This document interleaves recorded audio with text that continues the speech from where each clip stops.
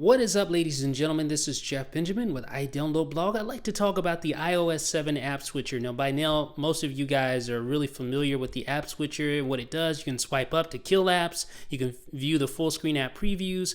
But one thing I have to say about the full screen app previews, you can't always quickly tell what the app is. For instance, this right here, this black screen, it's Tweetbot. But just by looking at that screen, you can't tell what it is.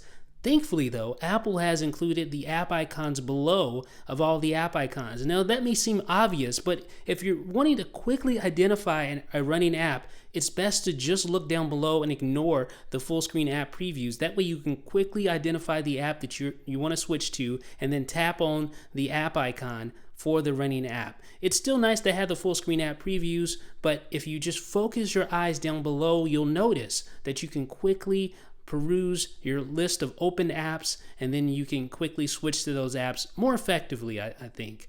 Another thing that I'd like to talk about, though, is the fact that you can now look at the contents of full screen app previews. And this is helpful for a number of reasons. Obviously, it's helpful just to identify the running app, but it's also helpful for multitasking. So what benefit does this have? Well, say I was writing something on the Google Search app, and say I wanted to create a new Evernote note for the Google Search app and write some notes for a report I was going to write. Well, I could open up Evernote, and then what I could do is I could invoke the app switcher, but not actually switch from Evernote. Just keep the app switcher open, and then I can read, because I'm on a Retina device, I can read the contents of the Google Search changelog and update my Evernote app without ever closing out of Evernote. So that makes it really quick. And you can do this with a lot of different apps. Say you're entering credit card information on a Safari form. Well, you could switch to 1Password. I have 1Password open, look at the credit card information there without actually having to switch.